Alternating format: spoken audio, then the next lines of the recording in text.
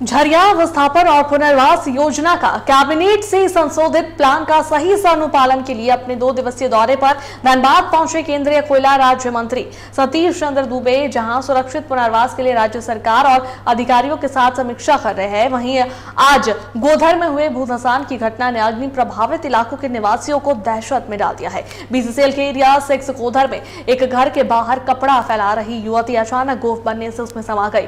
ये तो उस महिला की किस्मत अच्छी थी कि उसके परिजनों ने काफी जद्दोजहद के बाद उसे गोद से बाहर निकाला। देखिए रिपोर्ट।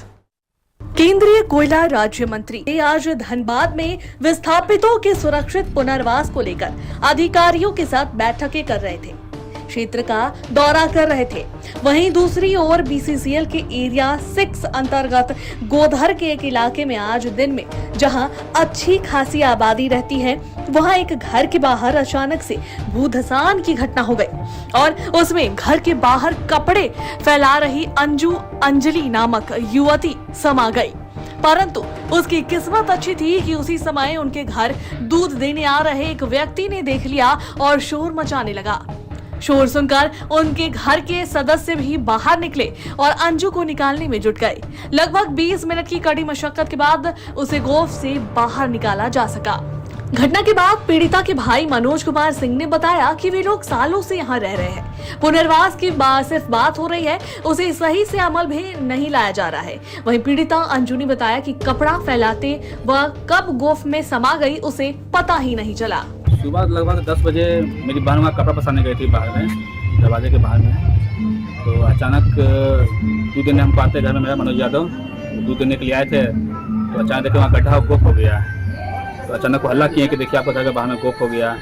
तो फिर घर से सबको बाहर निकले तो देखे कि मेरी बहन घर पे है ही नहीं। तो सबको खोजा, हल्ला किया तो अंदर से हल्का हल्का आवाज़ भी बहन का आ रहा था। तो सब फिर अगल बगल के जितने आदमी थे सबको आए, सीढ़ी लेके आए, सीढ़ी जोड़े।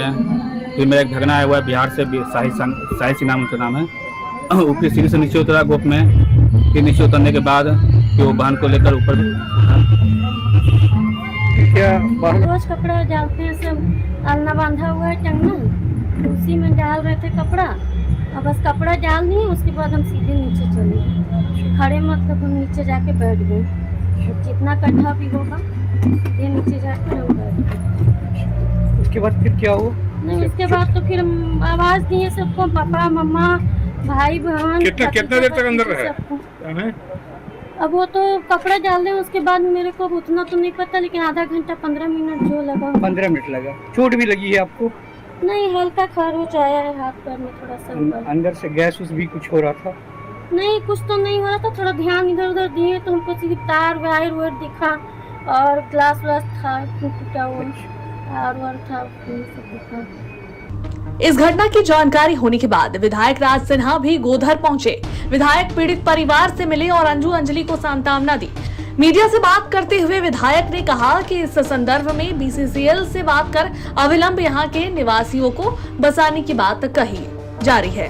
हमें बहुत दुर्भाग्यपूर्ण है, वो बड़ा किस्मत वाली है वो बच्ची, उसकी जान बच गई। आग नहीं था लेकिन जान अभी जीएम से बात हुआ है तो अविलंब विस्थापित के लिए हमने कहा है। उन्होंने कहा कि नहीं, मैं आज कम से कम उस घर को जरूर विस्थापित कर दूँगा। और वहाँ मठ भरने के लिए भी टीम उनका देख के गया है, रास्ता बन रहा है गाड़ी आने का, वहाँ पर भरा जाएगा।